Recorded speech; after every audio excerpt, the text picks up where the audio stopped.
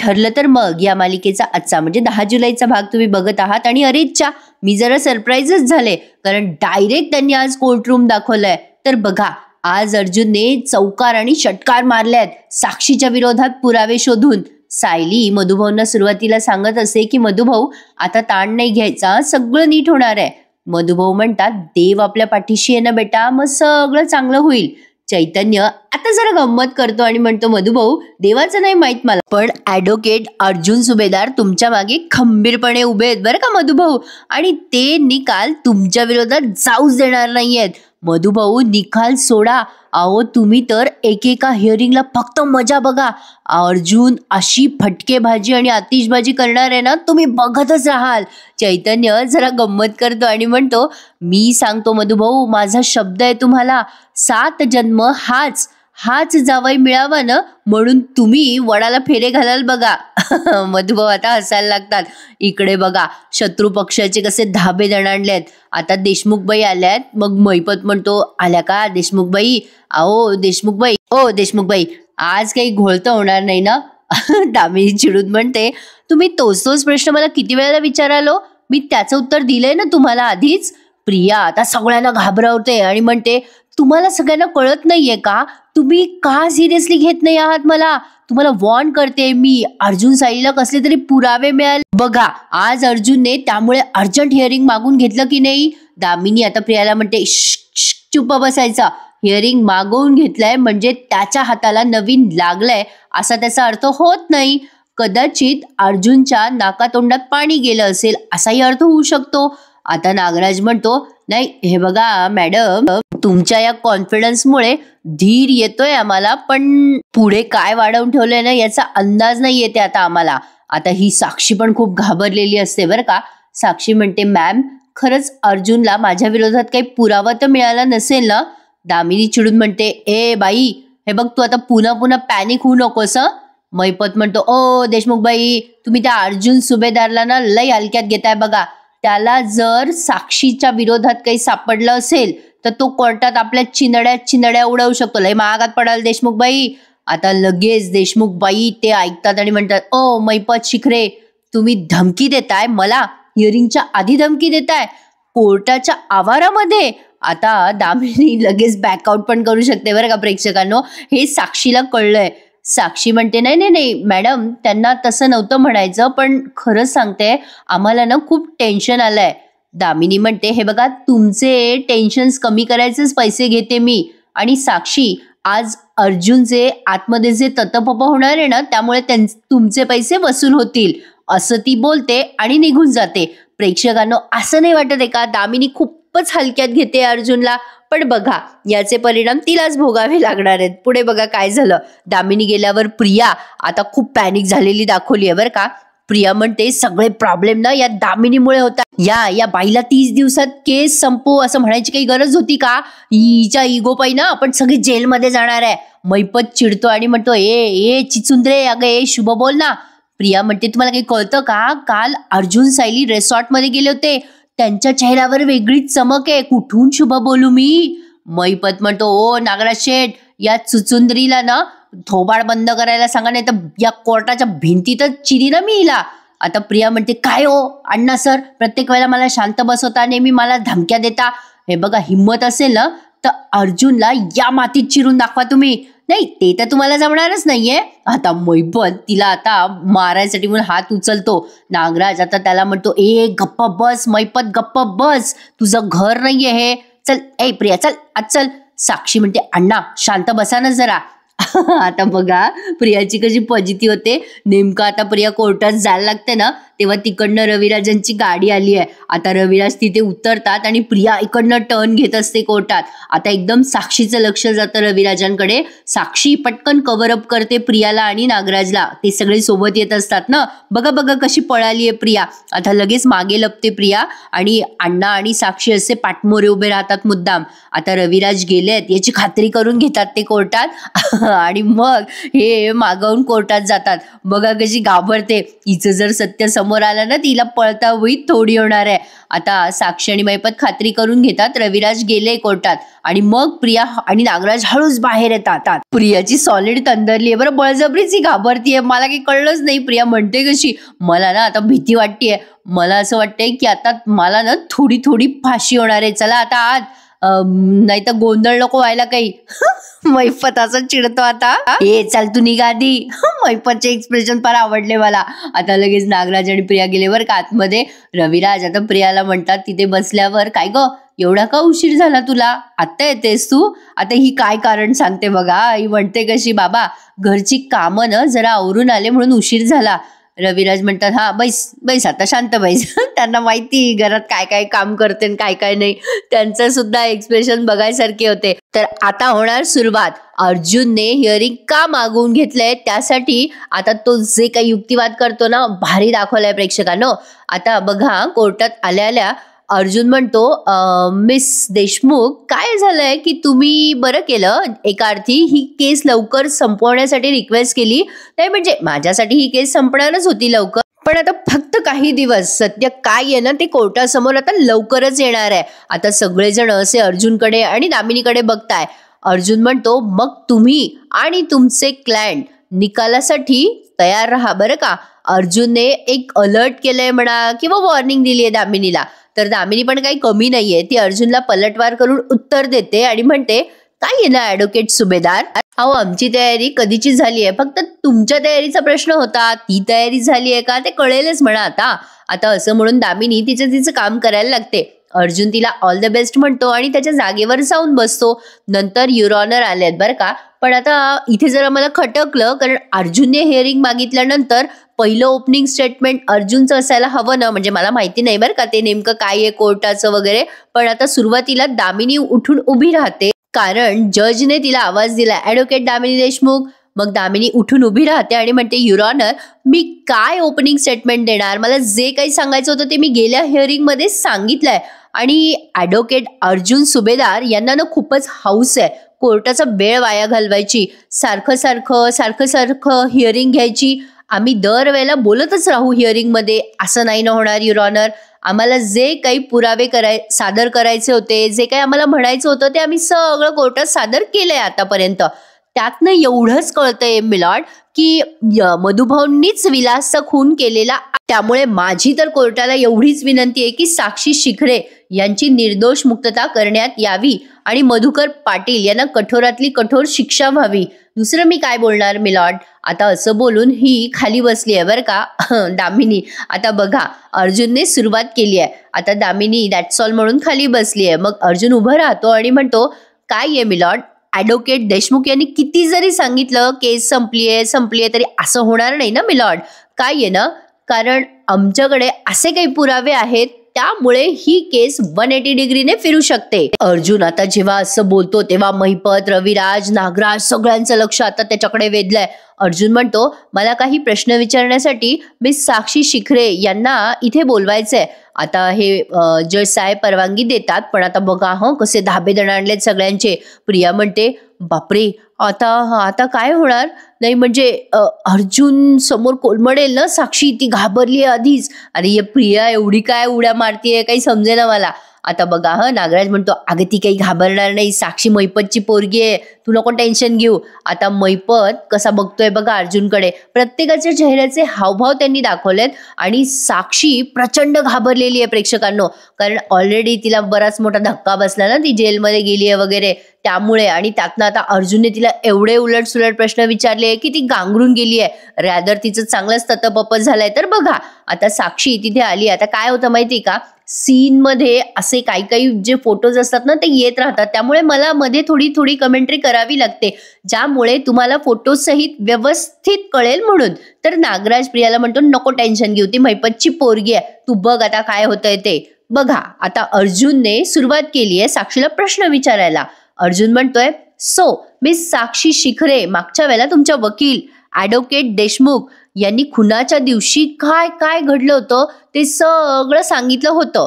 नाही म्हणजे आता मला पुन्हा पुन्हा पुन्हा तेच तेच बोलून कोर्टाचा वेळ वाया घालवायचा नाहीये.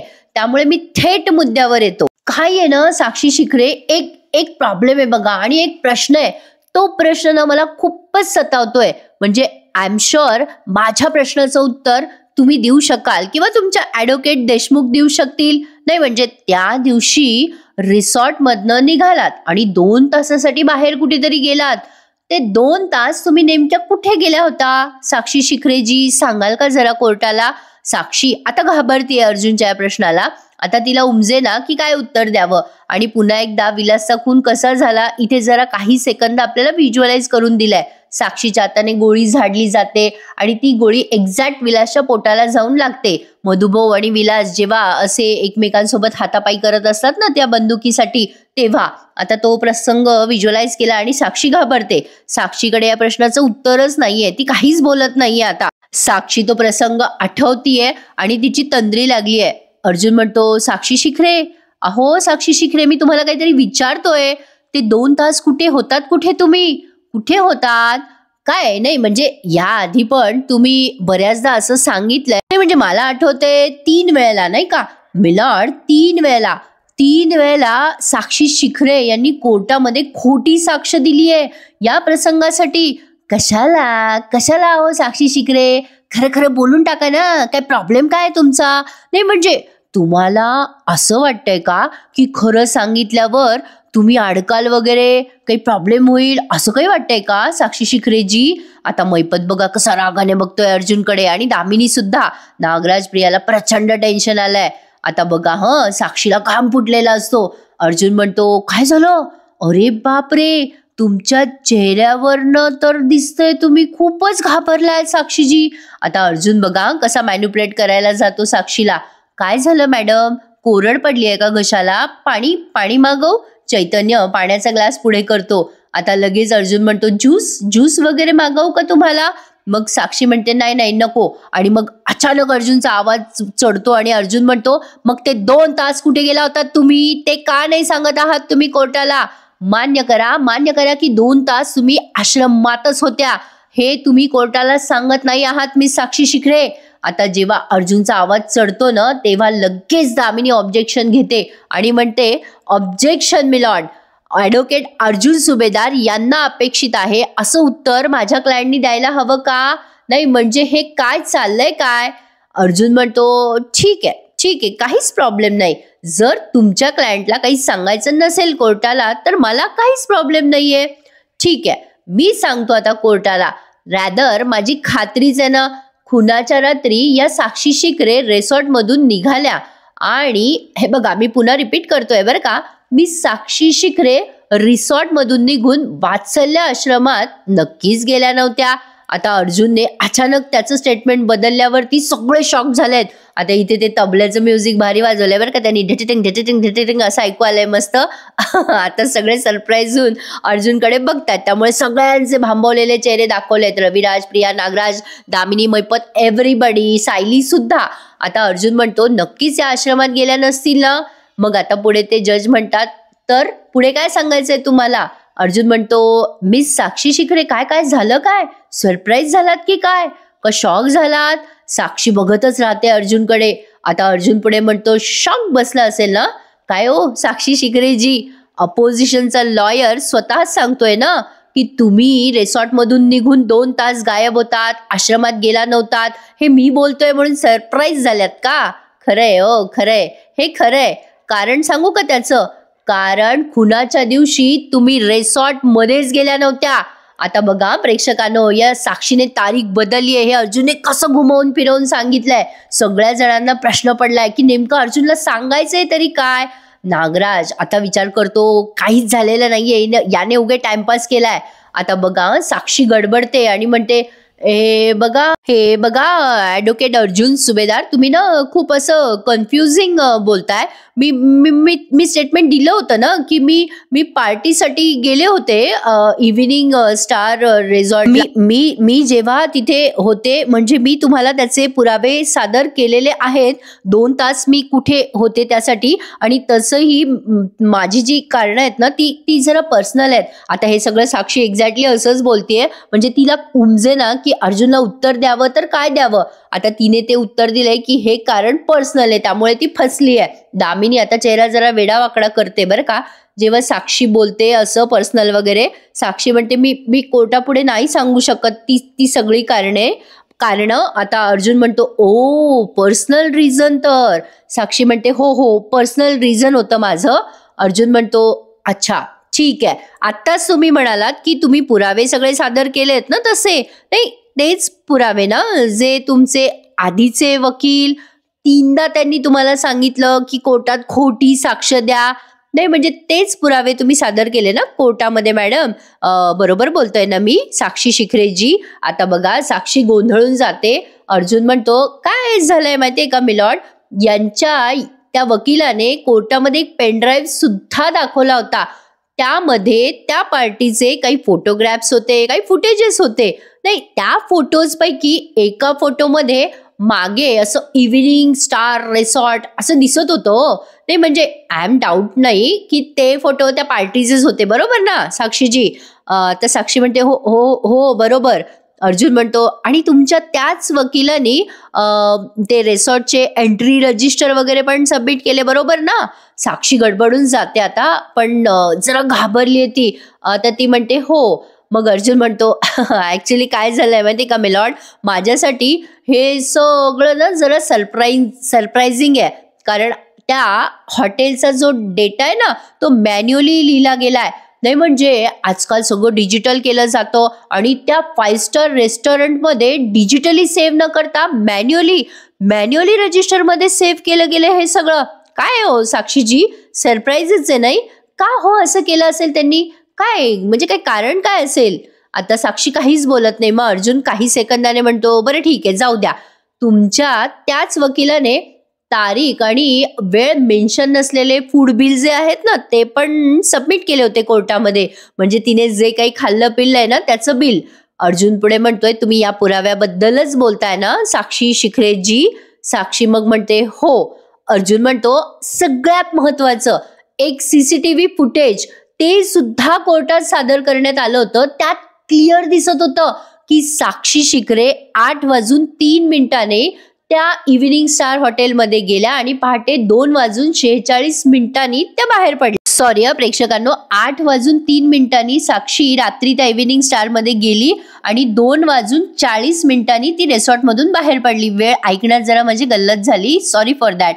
आणि मग अर्जुन पुढे बोलतोय आता ऍडव्होकेट देशमुख मला सांगा की मधले 2 तास त्या कुठेतरी बाहेर गेल्या होत्या. त्या कुठे बाहेर गेल्या होत्या त्यांनी सांगितलं नाही हो. नाही म्हणजे तुमच्या क्लायंट काही बोलल्या नाही त्यामुळे मी हे सगळं शोधून काढलंय. आता मात्र साक्षीचा चेहरा पांढरा पडलाय. अर्जुन पुढे म्हणतो चला आता काय करू आपण, 2 तास तुम्ही कुठे गेल्या होत्या ही गोष्ट ना आपण जरा साईडला ठेवून देऊयात साक्षीजी. कारण आता तुम्हीच बोलल्यात ना की तुमचं काहीतरी पर्सनल कारण होतं.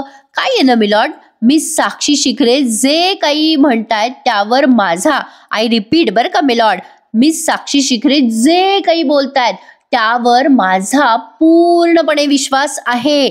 आता जेव्हा अर्जुन असं बोलतो तेव्हा प्रत्येकाला कळे ना की अर्जुनला नेमकं सांगायचे तरी काय काय आहे काय याच्या मनामध्ये. रविराज विचार करायला लागतात, अर्जुन नेमकं काय सिद्ध करायचा प्रयत्न करतोय. नाही म्हणजे ही साक्षी खरं बोलतीये असा सूर का बरं लावलाय अर्जुनने, काय बोलायचंय काय ह्याला. आता प्रत्येक जण अर्जुनकडे बघतोय. आता अर्जुन पुढे येतो आणि सांगतो काय आहे ना मिलॉर्ड, मिस साक्षी शिखरे यांनी जे काही कोर्टात आजपर्यंत पुरावे सादर केले ना त्या कोर्टामध्ये म्हणजे त्या पार्टीमध्ये त्या गेल्या ते पुरावे ऍक्च्युली खरे आहेत. ते सगळे पुरावे ऍक्च्युली खरे आहेत मिलॉर्ड. पण एक पुरावा सोडला तर, म्हणजे एक गोष्ट सोडली तर बाकीच्या सगळ्या गोष्टी खऱ्या आहेत आणि ती गोष्ट म्हणजे त्या पार्टीची तारीख. अर्जुन आता जेव्हा असं बोलतो तेव्हा सगळेजण सरप्राईज झालेत. मग दामिनी उठून उभी राहते आणि म्हणते ऑब्जेक्शन मिलॉर्ड, आत्ताच अर्जुन सुभेदार असं सांगतायत की आम्ही सगळे दिलेले पुरावे खरे आहेत. मग परत अर्जुन सुभेदार त्या पार्टीचा विषय का काढताय कोर्टासमोर. त्यावर अर्जुन म्हणतो कारण मिलॉर्ड ती जी तारीख आहे 13 जानेवारी 2023 ती तारीख खुनाच्या दिवशीची आहे. पण मिलॉर्ड प्रत्यक्षात त्या रिसॉर्ट मधली जी पार्टी आहे ना ती 11 जानेवारी 2023ला झाली आहे. आता हा पॉइंट दामिनीच्या लक्षातच आला नाही, म्हणून मग अशी म्हटलं प्रेक्षकांनो की दामिनीनं अर्जुनला खूपच हलक्यात घेतीये. तर बघा, अर्जुनने आता तारीख सांगितल्यामुळे सगळेच गोंधळून गेलेत.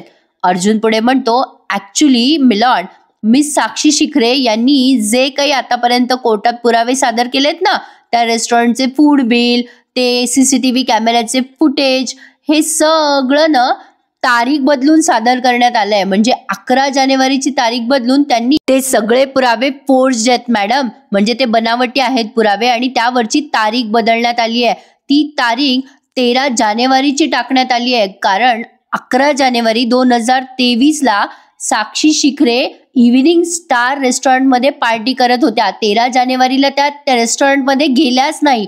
त्या रात्री 8 वाजता, ना मध्यरात्री ना सकाळी सकाळी, 13 जानेवारीला साक्षी शिखरे इव्हिनिंग स्टार मध्ये गेल्याच नाही मिलॉर्ड.